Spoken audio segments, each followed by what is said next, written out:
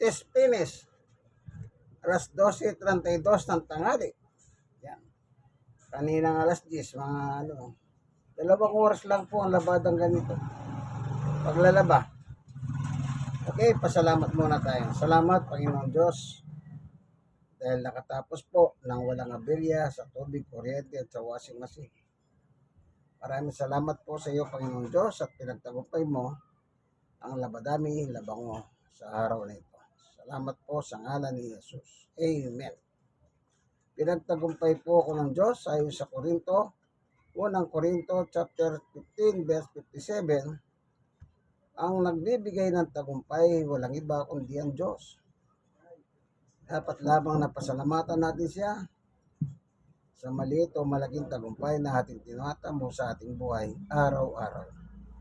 Kasi siya naman ang may gawa ng lahat. Ba't hindi natin siya pasalamatan? Unang-uno, obligasyon natin magpasalamat. Unang Thessalonica chapter 5 verse 16, 17, 18. Daliin natin magpasalamat sa Panginoon Diyos. Amen. God is good all the time. Okay, tapos na po ang labadami, labango ng tunay na matsuman ng Tondo, Manila at Kapampangan. Bigay niya ba? Yari niya po. Ayan. Ilalabas na lang for sampay. Okay. Purihin ang Panginoon. God is good. All the time. Okay.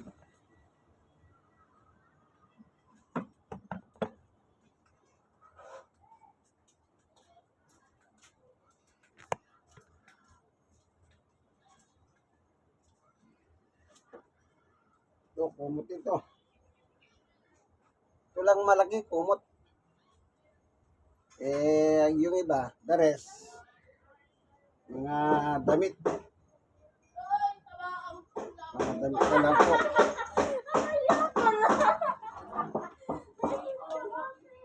Kaya, alam nyo, maginawa po paglalaba kung ang washing machine ay maganda.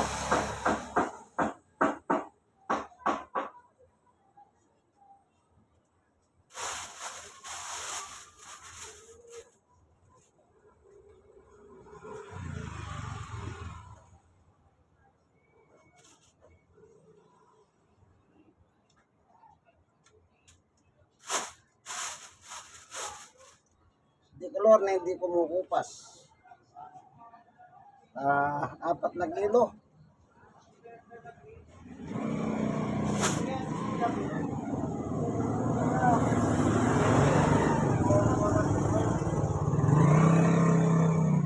Yan. Alam nyo, senior na ako. Wala na akong trabaho. Standby na lang.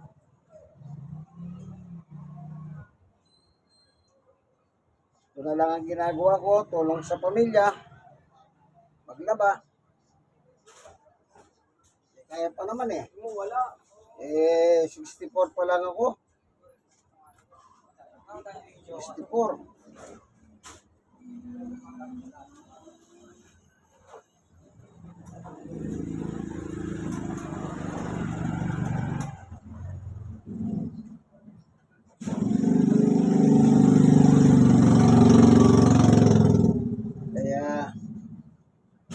Kaya yan ang Diyos, nakakatulong pa tayo sa gawain bahay.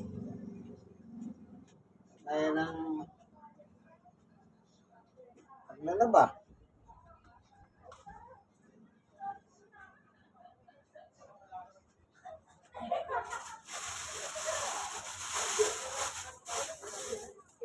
Stroke nose ako, stroke nose. 6 na taon at dapat 5 buwan. August September, October, November, December, January. Kaya 6 na taon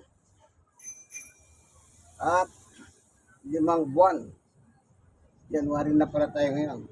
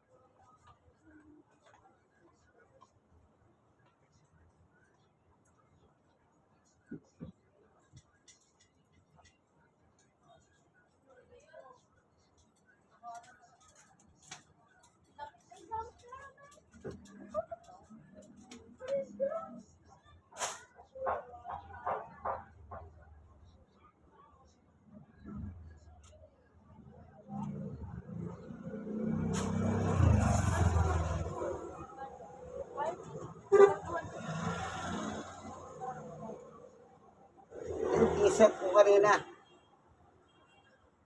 Eddie Color, sinabay ko na. Total, manipis lang naman eh.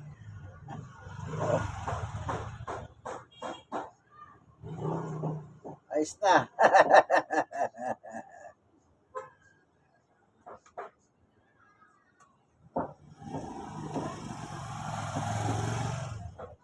Di ba okay? Ito shot ko kapon.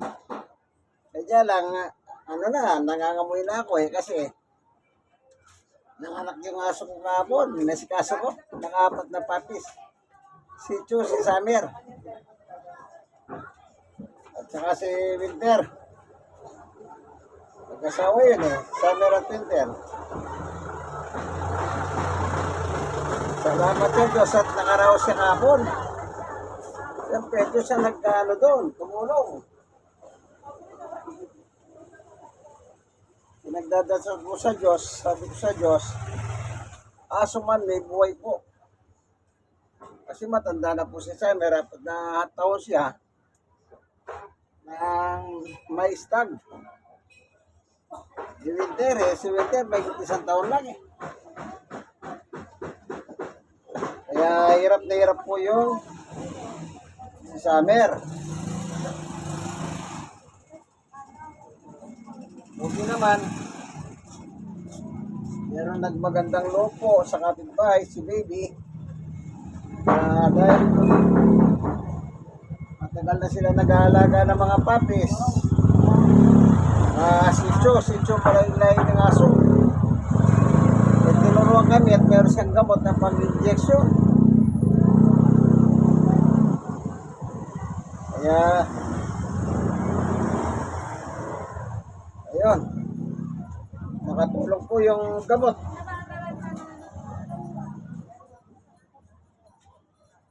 Nang siya ay nagle-labor na,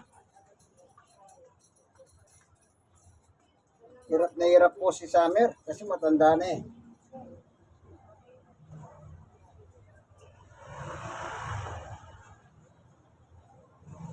Sabi nga nila eh, yung 4 na taon daw na aso saka sitio, senior na, may nagpayo kang bali na lang sa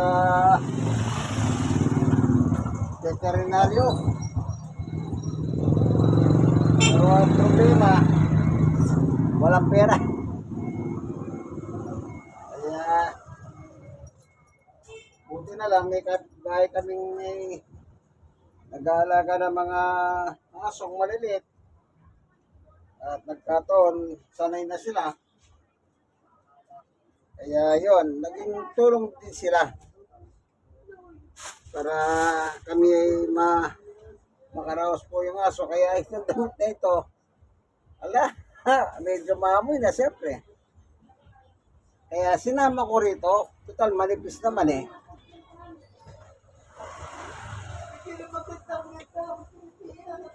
Manipis. Kaya hindi halata oh. Lilinisin na natin yung filter.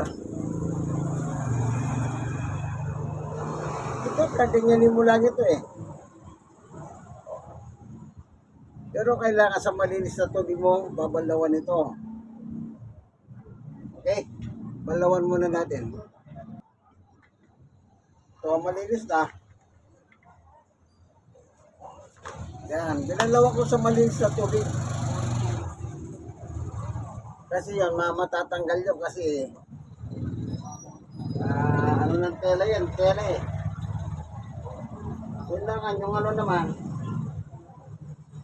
yung pinagmulan dito, pinisin nyo ito sa dalili ko. Kaya pinupunasan ko yan na pamuras na damit.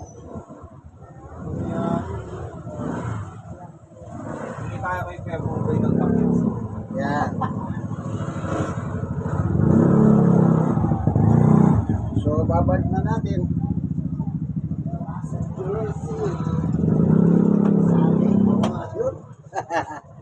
Nalagay na.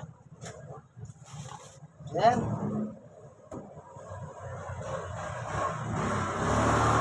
Siyempre, inspeksyonin mo. Baka may maluglag na barya, yung alam niyo na yung plastic, yung ilalim nito, plastic. Pag may nalaglag, sigurado basag yun. Yan. So, ito na ngayon yung laban yan, no. Yan. 4 na kilo. So, magsasampay niyan si Sister Baby. Siya naghatado ng lalaban. Si washing machine na naglalaba. Ako naman yung foreman. Thank you for watching. Ganyan lang po ang buhay. Hanggat may tulong ang Diyos, kaya. Maniwala kayo. God is good. All the time. Sige, akit na natin para may sampay. So, akit tayo sa third floor. Kahit medyo PWD ako kasi yung tuhod ko, may tama na. Yung nga lang ang benepisyo sa pag may Diyos ka, yan ang tulong ng Diyos. Yan ang sikreto. Kapag may Diyos kang pinaglilingkuran. Kahit may matanda ka, nakagaya ko, 64 ako. Stroke ako, at PWD. Bakit tayo? Nandiyan ang tulong ng Diyos. Nga lang, dahan-dahan nga lang. Kasi siyempre, iba na yung dating kondisyon ng katawan. Sa kondisyon ng katawan ngayon kasi meron ng kapasanan. Pero ang tulong ng Diyos, nakakatulong pa sa pamilya. Hindi nagiging yung iba kawawa. Yung ibang mga may kapasanan, nilalayasan nila ng mga asawa. Okay. Ito na.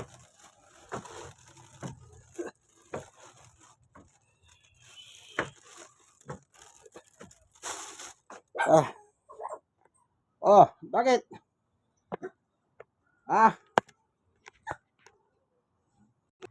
So, nandito na tayo sa itaas. Mamaya lang isasampay ng Sister Baby yan. Kaya, hanggang dito na lamang ang ating munting video, kaibigan.